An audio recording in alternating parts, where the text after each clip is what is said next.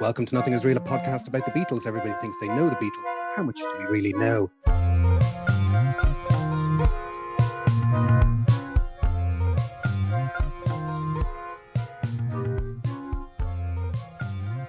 My name is Jason Carty. My name's Stephen Cockcroft. And we're live on tape from Dublin and Belfast, and also from Los Angeles, because today we are joined by the one and only Mr. Laurence Juber. Hello, Laurence. Hello there. Now, chances are, folks, if you're listening to this podcast, you already know who Laurence Juber is, being a guitarist, of course, in the last iteration of Wings. But he has a career that predates and postdates that particular piece of employment. After graduating from Goldsmiths College, he was already a seasoned session professional when he got tapped on the shoulder to join Wings in 1978.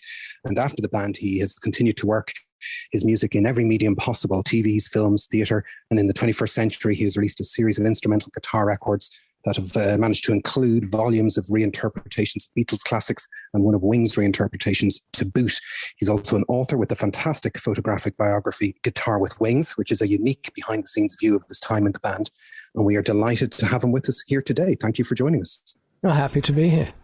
Whenever we, have somebody talking to us, we always start with the barn door question of, first exposure to Beatles music, or, the attitude of the band. And it seems, looking at your biography, you were just the right age to actually have some kind of impact from that music. Oh, I was certainly the right age. I mean, 1963 was, of course, this kind of growing wave of Beatlemania in England. And I started playing guitar in November 1963 on my 11th birthday. And it was right after they did the Command performance, the Rat the Jewelry show. My dad wanted me to play the clarinet, which didn't really appeal to me. Actually, he wanted me to play the saxophone, but didn't have those. They didn't offer those in school. So I said, all right, I'll learn clarinet. But I made sure to put myself at the bottom of the list. So they ran out of instruments before they ever got to me. And then, because the Beatles all of a sudden had become kind of legitimate, it wasn't just a hooligan thing, they were playing for royalty. And I think that was enough to convince my parents that an inexpensive acoustic guitar would go over well for my 11th birthday. And it did. I just never put it. Was there music in the house? Were there people playing instruments already? I mean, the radio, there was a lot of BBC. I mean, whether it was, Brian Matthew with his, pop chart stuff, or two-way family favorites, or the Billy Cotton Band show, or whatever. I mean, we had a record player, but we didn't have very many records. Now, my grandmother had something of a collection, but there was a lot of comedy records there. And at that age, of course, I was listening to the Goon Show and all of that. But it was not only the Beatles in '63. I mean, we had the Stones, we had the Animals, and my listening kind of was very much focused on Radio Luxembourg, which was where you could hear all the American Top 40 stuff. So that was where I first started hearing Motown records, for example. But the Beatles were just so prominent. And the first album I bought was with the Beatles. Day it came out, cost me 32 shillings and sixpence. And you mentioned in the book that your first gig was a Merseybeat gig. It was Gerry and the Pacemakers, is that right? Well, the first concert I saw. First concert, yeah. It was Gerry and the Pacemakers and Billy J. Kramer. And actually, I learned, when I started Googling it, recently, I realized that it was July of '63. So it was before I started playing guitar, but the motivation was kind of growing at that point. And Billy J and I always have a laugh about it when I see him, because that's, it's amazing when you can go back that far. Yeah. We're talking almost 60 years now. And was it, whenever you got the guitar, did you just know instantly you picked up the guitar that was going to be? Oh, yeah. I knew that I fell in love with the instrument. It wasn't until I was about 13 that I really understood that there was a career path there. There was a local band leader started taking me out on kind of weddings and stuff. And I was pretty green, but I had a decent ear, and I could read music a little bit. And that just kind of started the process. And then when I learned that the brass ring was to be a studio musician, because I was kind of a shy teenager, I wasn't overly motivated by the spotlight. I mean, I put gigs together, with friends, and I had a band with some friends that we used to rehearse like every Saturday night. We'd go and get whatever the latest Beatles or Stones or Kinks or The Who record and learn those tunes. But for me, it was like I didn't want to. I had professional opportunities from the time I was about 15, but I didn't want to leave school because my parents grew up in London during the Blitz, and my dad left school at 14 and my mum at 15, and I had educational opportunities, and I didn't want to not take advantage of those. So even though I could have, by the age of 16, gone out on the road and, been in a band, and I was doing that to some extent. I mean, I played in a top 40 band, and, I'd be doing my homework in the van, I guess right around 15, 16. But it was just because I was also kind of into classical guitar and music in general, that I was kind of setting my goal really to be a musician. Wanted to be a well-rounded musician, / guitar player. And that's a sophisticated idea to have, at that age. Well, I think that, we had music education in school. So I was fascinated by it. And because as I was kind of collecting records and starting to understand that classical music was just the same kind of thing as rock and roll. It was just put together differently, and just really getting engaged in that to understand music better. And so I studied classical guitar because I wanted to do A-level. I don't know if they still have A-levels, but then it was A-level music. And you couldn't do that without having like grade 6 on classical guitar. So I dutifully learned some Bach and Tarrega and Fernando Sor and the classical repertoire. And because I could read and I had some technique, it was not such a difficult thing. I was just never motivated to be a classical guitar player. And then once I got through my A-levels, and I was actually going to go, I don't know if it's still there, but there was a music school in Leeds, Leeds College of Music, which is the only place in England you could kind of study something beyond classical guitar conservatory style. I mean, that was where you could kind of get some training to be a studio musician, kind of like Berklee School of Music is in Boston. But when I got my A-level results and I got an A in music, and then it was like, wait a minute, I don't know that I want to leave London. I had been paying my dues even before I knew what it meant to pay dues. Musician around London, so I'd been working in all kinds of contexts and making money doing it. I mean, I was, and that was important also because my parents didn't have a lot of money, and to be able to be self-supporting was a very, very valuable thing. And so I decided I was going to stay in London, and I took what eventually became known as a gap year. But at that time, it didn't have a name. It was just me deciding not to leave town. And then I applied to London University, Goldsmiths College, where you could study music, a music degree, but you didn't have to be like a church organist to be able to pass the audition. Whereas King's College, which was the other place, was really kind of old school. But Goldsmiths was much, much hipper. And Stanley Glasser, who's the professor there, was a jazz guitar fan. So my interview there was, basically revolved around kind of discussing relative merits of different jazz guitar players, which I thought was very cool.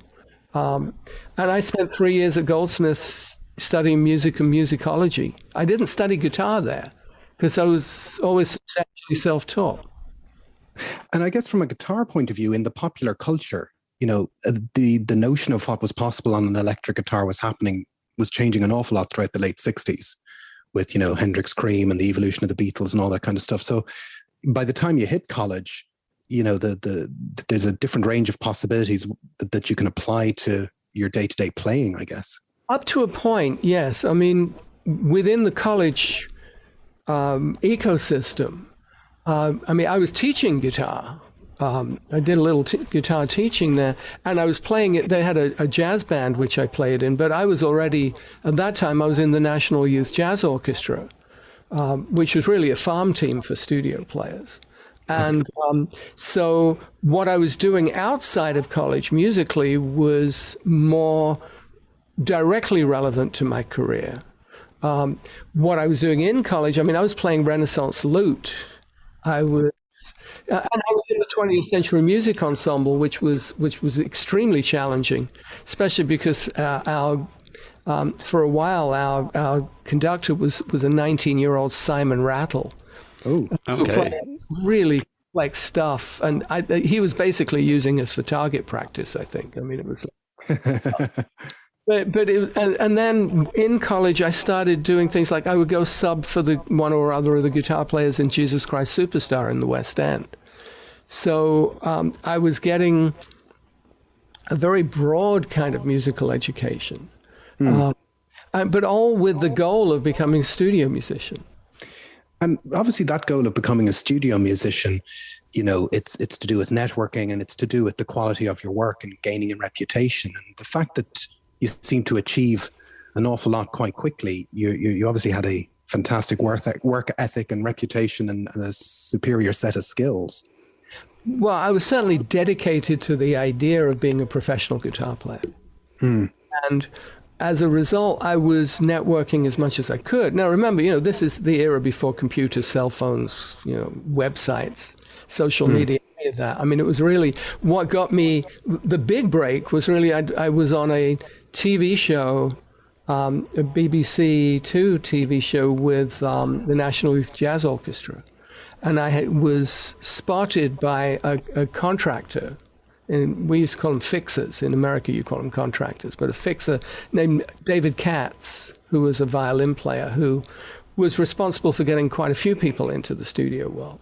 And it was funny because when I was in college, the house I lived in the East End of London, I lived in Limehouse, I lived down on the bottom floor. And we had to wait a year and a half to get a phone installed. And the phone was on the top floor. So I had to run up 4 flights of stairs to get to the phone. And I'm there the next day after this TV show had aired. And I'm in my room and I hear the phone ringing. Of course, no answering machines. This was 1975. And just this Pavlovian response where I just dashed up the stairs and I just made it to the phone in time. And it was David Katz.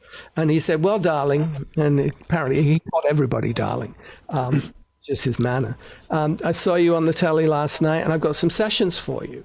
And he gave me the dates. And I said, "David, I hate to say this, but those are the 2 days of my final exams. I can't miss them." So I thought I'd never hear from him again. And then he called a week later and he started booking me for stuff, and then I would be doing sessions and then meeting other contractors and producers, and and it just kind of evolved from there. Point where I was working sometimes 7 days a week doing 3 or 4 sessions a day. I was going to say, are you basically then just literally running from studio to studio, from Trident to Olympic to... Exactly. I could be on an 8 a.m. jingle session at Olympic and then have a session at Trident or at Abbey Road. And, and this is London where parking is a challenge. And Trident, was in this little alleyway in Soho, and it was tough to park around there. And I've got, I don't know, at the very least 4 guitars, an amplifier and a case full of pedals, and sometimes more. At one point, when the when the synth guitar started coming out, I was schlepping a Roland guitar synth around too. So it was, that part of it was challenging. And there was only one guy in London that did cartage for musicians. Mostly that was drummers, and his van was full, so I could never get in with him. So I ended up, I just run from one session to the next. Which always seemed to work out. There's a list of people that in your book that you did sessions for. You mentioned Adam Faith, who seems to have been a bit of a taskmaster. He kind of put you... Yeah. Well, he and Dave Courtney were a kind of producing team. And, those were the kind of, I mean, I remember that one session we were working with Chris, doing a record for Chris Andrews, who wrote a lot of the Sandy Shore hits. And it's, I don't know, what, 2, 3 in the morning, and Simon Phillips is playing drums, and there's, it's a small session group, and we're on like take 60 or something, and we start with 4 bars in, and Terry, as he was known, Adam Faith, came over the headphones and said, "Okay, lads, let's have another one exactly the same." That one, Terry. Yeah. But then there would be sessions where you get it in one take. I mean, that's just the nature of kind of the studio world. But interesting lessons to learn about how things work in the studio and how the creative process works, and what, as a studio musician, one could contribute to that. Whether it's coming up with a cool lick, making up parts to fit an arrangement. Sometimes it would be all written, but sometimes it wouldn't. You'd have to, still to this day, I mean, I'll walk in on a session and, you have no idea what you're going to be getting. I mean, if I know if it's a movie session at Warner Brothers or, one of the big studios, then I have a pretty good idea that I'm going to be walking into a room with an orchestra and, at least one other guitar player, and be stuck in a booth in the corner. And if you don't get your headphones on in time, you don't hear the cue being called out, and then you're in trouble. I mean, it's really, it's a high pressure kind of thing at its most extreme. But then, a more rock and roll session could be a lot of fun. But when I joined Wings, and it went from kind of doing 3 tunes in 3 hours to like spending a day or more on one tune, it was like a very different kind of studio culture. Yeah. You mentioned in the book that you worked with Laine, and George Martin was the producer. Was that your sort of first direct contact with someone in the Beatles circle? Yes, it was. I remember there was at one point we'd done like 4 takes of something, and this was very early on in my career, so I thought you're supposed to get it right the first time. And George, I said, is this okay? And George said, well, with the Beatles, it was like, was Tuesday better than Thursday? I mean, it was like on a per day basis, So, but he was very, he had this wonderful manner, so it kind of puts you at ease. That was just kind of really, early on in the process. I mean, I was very fortunate to work with some really great singers and songwriters in that period. I mean, but not in the rock and roll field. I mean, Laine was a jazz singer. I worked on an album with Rosemary Clooney when she was making a comeback after being in recovery. Charles Aznavour, the great French Armenian songwriter and artist. I did a number of records with him, including one in France. And then I learned from my Wikipedia page that it was #1 in France for a year. I worked on Alan Parsons' project Tales of Mystery and Imagination, but I didn't know it until I read it in a magazine 25 years later. That's the most fascinating thing, that you're sort of running around from session to session, and you're not there to follow up what happens or where that where your piece ends up. Or my favorite story like that in the book is you mentioned that as a child James Bond was a thing, and your ambition was to play the James Bond theme, and you end up playing on The Spy Who Loved Me, and that you were nominated for an Oscar. Well, I didn't know that. No, that's crazy. The instrumental version of Nobody Does It Better, with Marvin Hamlish and a string orchestra. It was just me playing electric guitar. And it wasn't until there was some kind of Billboard retrospective about movie score nominations, and I saw that came up. But no, you just don't know. Yeah. You're not always connected to the kind of the aftermarket side of things. No. But it also seems that you're getting, apart from the pure musical experience, but obviously those years of work means that you're not fazed by meeting famous people, and you're kind of get used to managing expectations and egos and all that kind of thing as well. You know, that you're not fazed by the work. You just are kind of wedded to the work specifically. Well, yeah, because the work is the work. Yeah. You know, it doesn't matter whether one is working with somebody famous or somebody that's just getting started. I mean, it's, as a professional, you have a job to do. You know, there is the bonus of, oh my God, that's, you know, Paul McCartney. I mean, sure. Or Ringo or George or whatever. But the fundamental thing is that, you know, there's a job to do, and there's a role to play. And it's a different role as a studio player from it is as being an artist oneself. Mm-hmm. And I guess then, as we kind of approach, you know, you becoming a member of Wings, would we be right in saying at that point you've kind of disengaged from live performances and you're exclusively studio based, or is there still any live work that you're doing at that point in time? I didn't do a lot of live work. In that period. I mean, when I first left college, I was working with Ray Ellington. And, you know, if you're a fan of the Goons. From the Goons, yeah. And that was kind of cool because one of my predecessors in his band was John McLaughlin. So it was like, okay, this is kind of part of the past. And it was a good experience because there was a lot of sight reading guitar parts where you had this kind of George Shearing kind of sound with the piano and the vibes and the guitar all working together. But typically, you know, I was just doing the studio stuff. Now, for a short while, I played with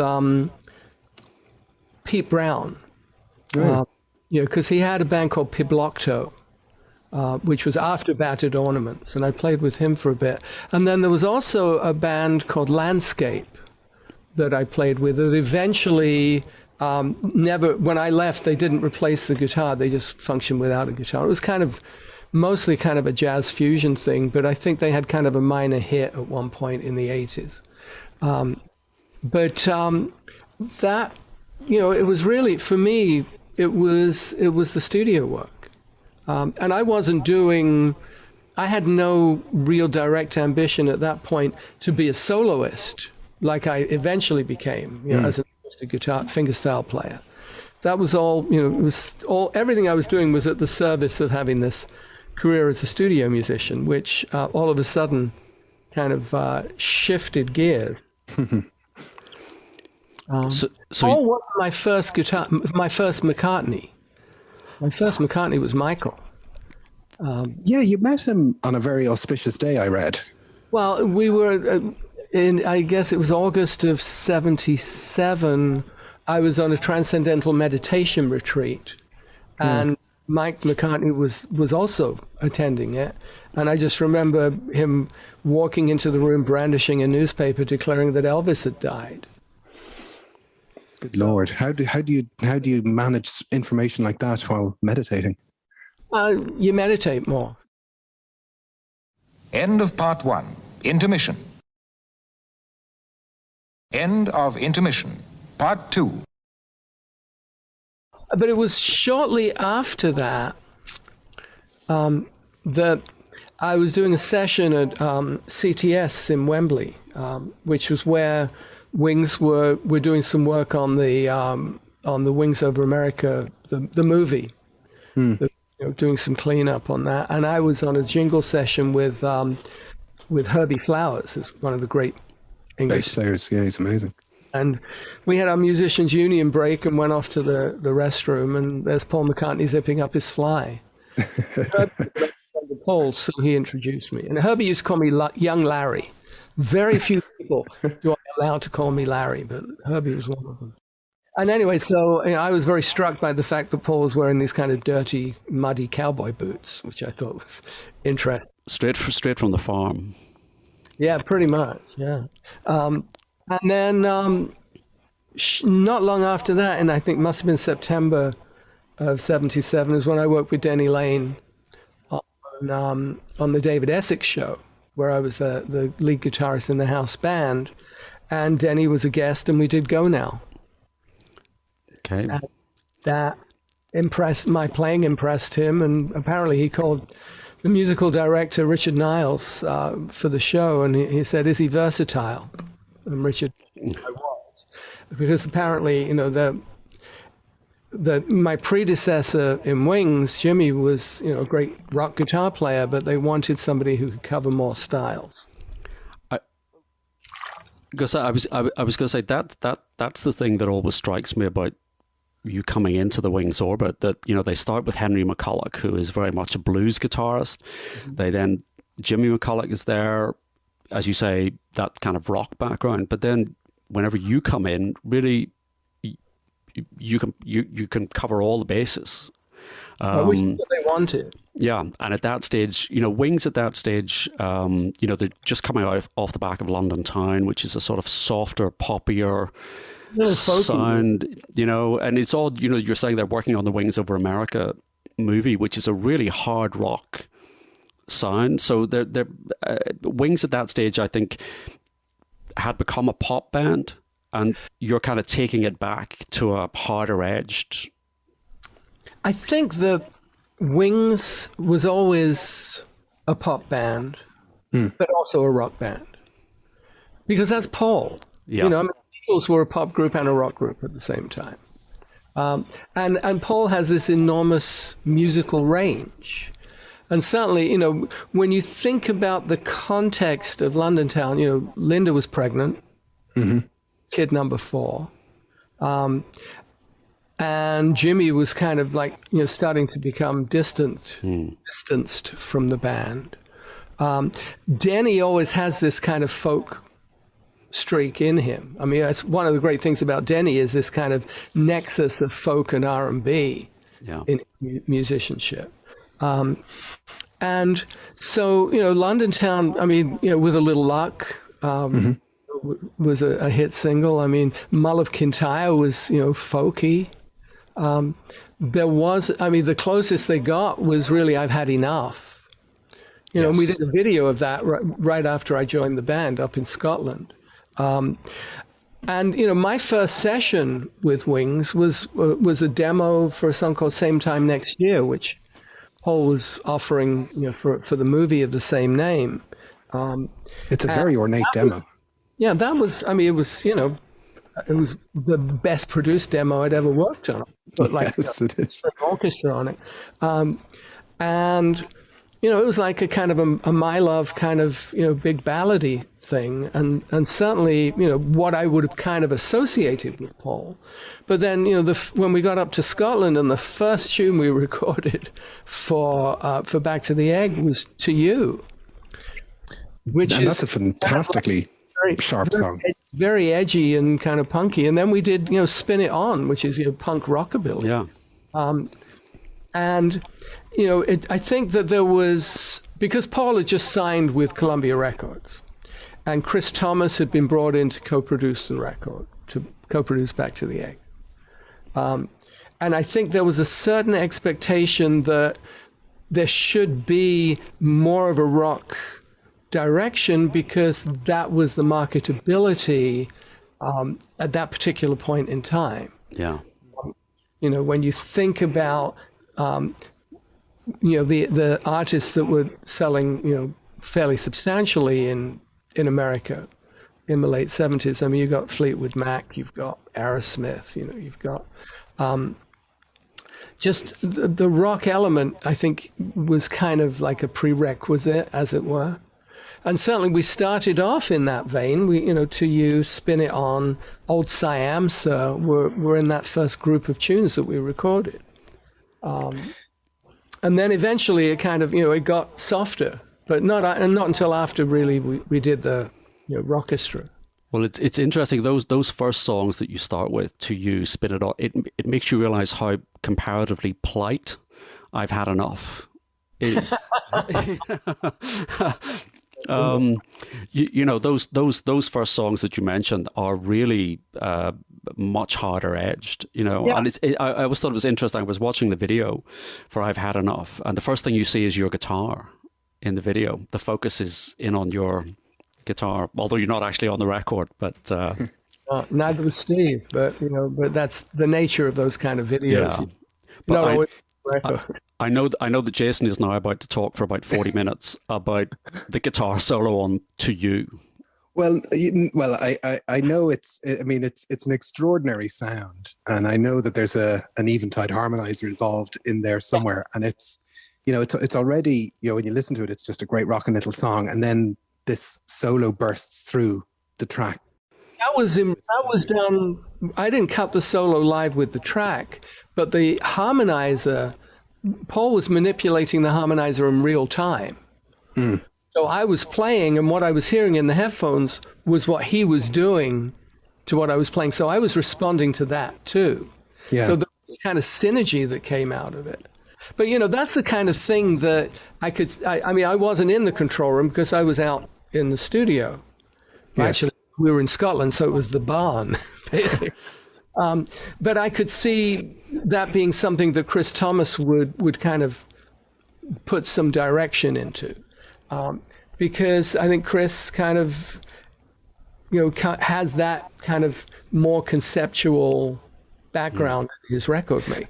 Well, as a device, the Eventide harmonizer is the sound of those, late 70s Bowie albums. Visconti puts them all over Low and Heroes. There's something very, kind of Robert Fripp almost about, and Bowie-esque about the way that sound kind of just breaks through on To You, See, for me, that was a natural thing to do. Yeah. I had been messing around with guitar synths. In fact, there's some guitar synth on Back to the Egg, on that, whatever that opening sequence is called. Reception, is it? Reception, yeah. There's guitar synth on that. Right. And on the broadcast, Paul was using a prototype Gizmotron. Oh, right. Yes. To get, kind of a string sound. And I was using the guitar synth and also, I think, an EBow. So we created this kind of orchestral sound with those and with the Mellotron. There's no actual real strings on that. For me, having messed around with synths and also, having gone to college with an electronic music lab, and listened to, I had listened to Stockhausen, I'd listened to Edgar Varese, I'd listened to, and in college I was going to a lot of avant-garde concerts, much like Paul was doing in the Revolver period. It's like I had just been exposed to a lot of stuff, so I wasn't stuck in this has to be a blues guitar solo. It was like, oh, this is cool, and let's see where this goes. And in a way, that sort of prefigures what Paul ends up doing subsequently on McCartney 2, where he's kind of experimenting with, I suppose, new technology. Experimenting with what at that point was, drum machines were in their infancy. The sequences were in their infancy. It was all very, very early on. And that album has become, kind of iconic amongst, the EDM set. Yeah. Although what's interesting is Back to the Egg is iconic in a different way. I worked on, my daughter Ilse wrote Harry Styles' song Treat People with Kindness off of his Fine Line album, which I actually played on. And it turns out that Harry Styles is a huge Wings fan and a fan of Back to the Egg in particular. I've heard that about Harry. A couple of years ago, it turns out that they'd used the intro to Arrow Through Me for an Erykah Badu record, where it just looped, and that was the track. It's like there's some, and that song in particular has something of a following, I think. Yeah, I'm definitely. My feeling is in the last 10 years, people, particularly once you find like-minded souls online, people are willing to say Back to the Egg is the hidden gem. Back to the Egg is the underestimated album. I think the first time I heard it was in the 90s, and it was one of the last McCartney albums I got to, because it's not the Band on the Run type record. And when I got it, I couldn't believe, it's very different to everything else. It's got a very precise kind of clean sound, and it covers such a wide range of styles. It's aged phenomenally well, that record. I think so too. I mean, when on occasion I'll listen to it, and it doesn't seem to age. Whereas some of the other stuff just hasn't quite kept up with, sonically kept up. I think that I think the dichotomy there is that period, for Paul, I think was not it's not his favorite time period. He was turning 40. I mean, it happened after Back to the Egg came out, but he got busted in Tokyo. And then, John Lennon is assassinated, and Paul doesn't tour again for almost a decade. They wanted to get the kids settled. So the motivation behind having a band had changed. I think throughout most of the 70s, Paul was in the mode of proving himself beyond the Beatles. Yes. And so Back to the Egg occupies this kind of different space for him. And because it got some fairly aggressive criticism from critics that he kind of respected, and because there wasn't a number one single, because he didn't put, the hit single was Good Night Tonight, which he didn't put on the album. That I think he kind of just put it off to the side. And then I get reports that he gets surprised. He'll look at a kind of chart listings and realize that was a bigger hit album than he gave it credit for. And I think that's part of the reason why there's been such a period of it not getting the deluxe treatment, because it's still coming to terms with what that album where that album fits. Also, it was a Wings album. It wasn't a Paul McCartney and Wings album. And the album seems to come together. It's not all done in one go. It kind of comes together in these sessions that are spread out over time. So would I be right in saying you when you start the album, you don't really have a sense of what the full album will be? Which is a blessing and a curse. Yeah. And we've dealt with this kind of thing in theater where if the audience kind of needs to know what the style is within the first 10 minutes. Otherwise, they're not quite sure what it is, how they're supposed to respond. And, the Back to the Egg is kind of an eclectic record. But then so were the Beatles records, so were the later Beatle records. I mean, you listen to the White Album, if you've never heard the Beatles before, you wouldn't be able to necessarily predict how that album would progress. I think that with Back to the Egg, it's an interesting journey. And I like albums that are interesting journeys. I like records that aren't entirely predictable myself. And certainly I've discovered that there's a strong fan base for that album, and it always seems to end up in the top 3 favorite Wings albums. I think so, but it's like you say, it's like the White Album, or it's like something like Fleetwood Mac's Tusk, that is not well regarded necessarily at the time, or isn't regarded as being particularly commercially successful, but actually over the longer term, it has fans, and it constantly, people, if you ask people about Fleetwood Mac, more often than not, it's Tusk is what people refer to, not Rumours. And I think Back to the Egg occupies a similar space.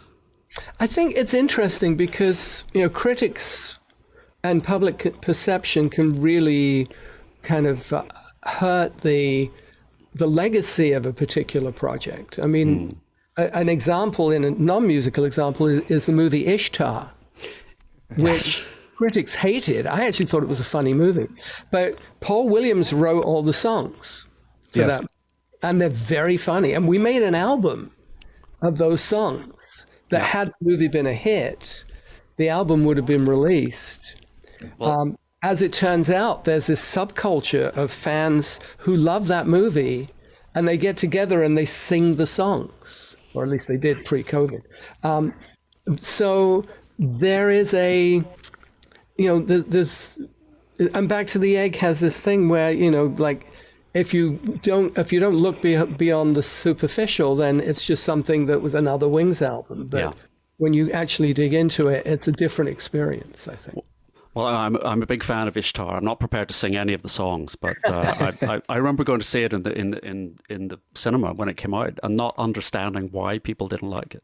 It's a Bob Hope, Bing Crosby. It's a road movie. It's a Hope and Crosby movie. Yeah, there's a lot going on in the Back to the Egg era. There's also the Rupert demos, and your own song Maisie gets recorded as part of the sessions, and it seems to have been there's a bit of anything goes going on at the time. Well, I think it depended on what happened from one day to the next. I mean, Rupert was all done in a day. Okay. Yeah, and you can hear, as it progressed, the piano was starting to get more and more out of tune. There were a few tracks that had either been worked on previously and we overdubbed to, or maybe something that got added in. But but essentially, Paul said, we had one day, and he said, I need to do some demos of this because I'm trying to, move this project forward. And so that's what we did. But it was just that one day thing. Maisie was one afternoon. I had come up with this little finger picking piece, and we were in the studio, and Linda wasn't there that day. Paul said, well, anybody got any tunes? And I said, well, I have this. And he said, well, let's record it. I mean, those kind of things go very quickly. Yeah. It ended up, it's kind of cool because it's really my first kind of bona fide fingerstyle guitar composition, and I have Paul McCartney playing bass on it. So. That can't be bad. That's a good start. At what point does Rockestra become part of the story? Because this is particularly the associated film, which seems to be lost to the midst of time. This appears to have been quite a unique, to put it mildly, idea that only maybe Paul could have had the phone book to pull off. Yeah, well, there's very few people could get on the phone and call that many stars and get them all in the studio doing something, that they're basically session players. But I remember we were in Scotland, and he said, I have this tune, Rockestra, and I want to record it at Abbey Road. And, so it all got booked for October 3rd. And we had done, when we were recording at Lim Castle, because we went July of 78, we were in Scotland. And then by October, and then September, we were at Lim Castle in the south coast, which was, fairly close to where Paul and Linda, had moved to Peasmarsh. They'd moved out of London. It's for sale at the minute, by the way, Lim Castle. Yeah, I heard. Yeah. I'm not sure that I'm in the market for a 13th century. No. But and then that was a very different vibe. We recorded Getting Closer there. We recorded After the Ball. We did a demo of Rockestra where we just opened up, Denny and I overdubbed multiple guitars. And that was the demo. And then October 3rd, we went into Abbey Road and recorded it with the full Rockestra, which was very cool. I mean, for me, this guitar section with Pete Townsend, Dave Gilmour, Denny Laine, Hank Marvin from The Shadows, like my first idol, and myself, and I'm standing next to Hank. I mean, how cool is this? Was that the first time you'd met Hank Marvin? Was that first time? And then of course we had John Bonham on drums and Kenny Jones. I mean, Keith Moon would have been on the session, but he died, a month before. And not even a month. I mean, it was a couple of weeks. That was a remarkable session. But we did 2 tunes in an afternoon. I mean, it was really, it was done very efficiently. And the technical side of it, I mean, that was the first time I had seen 2 24-track machines sync together. Got to sync together, yeah. Were they tracking each guitar individually, or how do you mic up a session like that with all those guitars? So everything was individually mic'd because at that point we had, let's see, it was, with 2 24-track machines, you've got 46 tracks to work with because, of course, you need you need time code to link them up on the 24th track. I don't know how many tracks they use for each drum kit. It's quite, I mean, they wouldn't necessarily have, done, 6, 7, 8 channels for each drum kit, because they'd run out of channels pretty quick with that many musicians. But it was, they brought in another console, and it was very well engineered. I mean, it was... All of this was being filmed, secretly filmed. Secretly filmed, because they had built, false corners into the studio, and so nobody was really conscious of the fact that there were cameras there. I think if anybody had thought about it, they would think, oh, wait a minute, we're being filmed. But everybody was just too busy kind of making music. I mean, to hear it's recorded that way means that a surround sound mix might be a fantastic idea. Maybe, who knows? Yeah, I think that, that's a question of whether one goes back to the multi-tracks and stuff like that. And it's not the kind of thing I could imagine happening. Oh, it's a pity. Nowadays, of course, it's Dolby Atmos rather than... yeah, just as I've caught up to the other stuff. A couple of other songs, maybe if we could touch on Cage, which is another sort of hugely admired song, one that got away. Well, Cage was a funny one. I mean, the title came because of the chord progression. Yeah. K-G-E. I always thought that the ballad section in the middle would have made a great standalone song. Yeah. It was, Cage was kind of one of those McCartney collage type things where he puts together, 2, 3, sometimes more fragments of things and turns them into, one song. And sometimes that works great. Again and again and again. Denny's song was actually 2 songs that Paul said, why don't you put them together? With Cage, it never quite got convincing, which is why I think it didn't end up on the album. It wasn't really necessary. And we'd spent a fair amount of time working on that. I was going to say it's a song that as far as from what I've read, you actually put a lot of effort into, a lot of time went into it, but maybe slightly unfocused. Were you miking up Paul's car at one point to get? Yeah, at one point. Well, there's that. There's like a little synth figure in that. At one point, they were trying to make it work with the car horn, and so they, put a mic on Paul's Rolls Royce and were recording the horn. And then there was that section that the kind of pipe organ section where we were recording ourselves blowing over bottles of scotch to get the tones. And then, if you wanted a lower tone, you had to drink more scotch. So we were all a bit drunk by the time we got back. So. But that's a very Beatle-y approach. That kind of studio experimentation. Let's just get some bottles in, or let's see what happens. Yeah.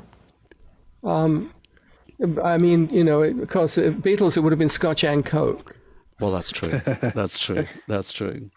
And maybe one last question about one song. Just you can answer a question. And I don't mean this to be in any way, I'm not musical in any way, but in We're Open Tonight, is the guitar slightly detuned or slightly not quite? When I took my 12-string guitar out of the case, one of the strings, I think it might have been the 3rd string, was not, the strings were not tuned the way they should have been. Should be, yeah. But it fit. So I just left it, touch it. And, so there's an extra little bit of ear candy in there. Yeah. I mean, musically, that's not a complicated tune. It's just, it's like a G6 going to a G minor 6.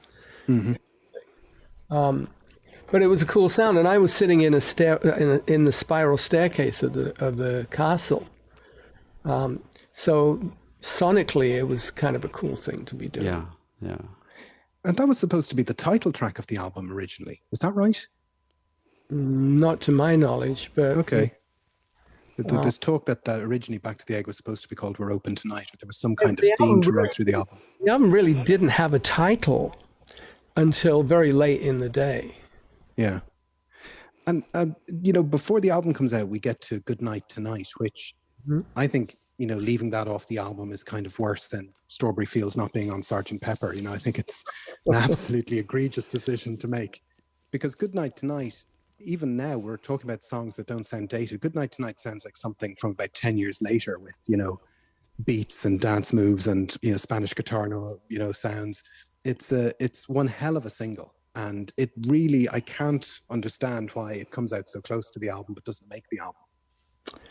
I think that Paul's philosophy, and this goes back to the fact that in England, predominantly the Beatles singles were not on the albums. In America, but in England, I Feel Fine wasn't on an album. Yeah. Hard Day's Night was because there was the movie soundtrack, but but She Loves You, all those early singles were not on the album. Their deal with EMI was, 2 albums and 4 singles a year, So and they were so prolific that they could do that. So Paul talked about this kind of value for money for the fans, to not put the single on the album, but to have that be, an extra thing, and much to Columbia Records' chagrin, because they certainly sold a lot more copies of Back to the Egg if Good Night Tonight and potentially Daytime Nighttime Suffering had been on there. But I think you bring up an interesting point in terms stylistically, because the last 2 Wings hits were Good Night Tonight and Coming Up. And I refer to the live version of Coming Up because that was the one that went to #1 in America. And both of those are basically, they're dance records. Yeah. Yeah. In the late 70s, early 80s, not only did you have the kind of the Studio 54 disco thing, and I was very familiar with that because I'd worked on a number of records for the French artist Cerrone, who was kind of like the other pillar of Eurodisco along with Giorgio Moroder. And Good Night Tonight wasn't a disco record. It was a dance record. Yeah. And, it had kind of Latin flavor to it. To the extent, when that record came out, the summer of 1969, it was the #1 record in all the dance clubs in Europe. Yeah. And it's still a record I would, if you're making a playlist, I still think it's an essential playlist filler. People who maybe don't know the song are surprised at where it's from or how it sounds. And I think 1979, Paul's bass playing, he's doing some phenomenal bass playing in Good Night Tonight, and also, that kind of on Reception even, it sounds like, Ian Jury and the Blockheads type bass lines. He's obviously soaking in contemporaneous bass sounds and bringing them into the Wings palette. Oh, well, I think he has always had an ear for kind of what was going on in bass playing. You think about, Rubber Soul and the Drive My Car, he and Ringo basically, doing Motown. He's always had this kind of consciousness and emulating James Jamerson or Carol Kay on the Motown records and on the Beach Boys records, respectively. I think that, the bass, in fact, by the time Wings toured, that UK tour, when Paul was playing the Yamaha bass. Yeah, that's a hefty bass. Well, it's muscular. A lot of girth to that sound, and he was playing hard too. And I think that's some of his finest live bass playing. And it's funny, earlier you mentioned kind of the Wings Over America band as being more of a rock band. Yeah. But the fact is that Steve Holley, as a drummer, compared with Joe English, that Joe is an American rock drummer, but Steve is that heavy backbeat English rock drummer. And I think that the rock aspect of Back to the Egg is heavier than that of the middle period Wings. And that single, Good Night Tonight and Daytime Nighttime Suffering, I just have to ask, they're recorded in Replica Studio, which seems to be... Not entirely. Okay. Replica Studios was, in January of 79, we couldn't get into Abbey Road because Cliff Richard had it booked. And in order to mix, we didn't necessarily need a live room. So Paul recreated the control room of Abbey Road Studio 2 in the basement of his studio in Soho Square in central London, and called it Replica because it was the same of that. And it just looked the same as Studio 2's control room? Well, I mean, not exactly. Okay, that's always what I wondered. With a photograph of Abbey Road, like the recording room, and the plan was that we were just going to mix because we were substantially done recording. And we didn't do a lot more recording on Back to the Egg, except for the Black Dyke Mills Band, which we did a little while later at Abbey Road. And we did some mixing later at Abbey Road, but the intention was to mix it in Replica. And then the first thing that happens is Paul walks in on the Monday morning with Daytime Nighttime Suffering and says, I want to record this. We had a meeting the previous Friday where we all sat around a conference table and just said, well, what's next? And it was agreed we needed a single. And that was when the discussion was, well, we don't want to take anything off of the album to release as a single. And so there was this kind of somewhat competitive idea, that anybody could walk in on Monday and, bring in a song. But the reality was that, Paul was always going to get the first crack. Yeah. And he came in with Daytime Nighttime Suffering and said, I want to record it. Now, we had to set the drums up in the little kitchenette. There was just this little kind of area.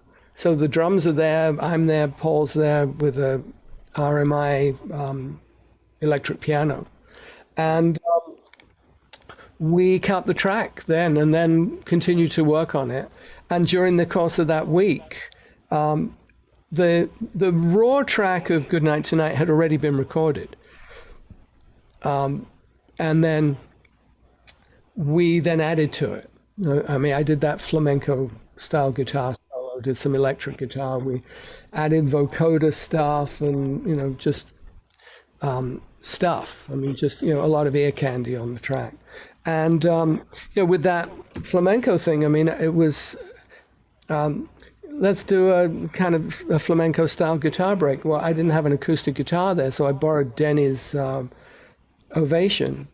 And they just ran the track, and I kind of tossed something off, and I said, give me something like that. And they said, that's exactly what we wanted. So it was like a one-take thing. I feel very aggrieved on your behalf that Denny gets to take that flourish in the video.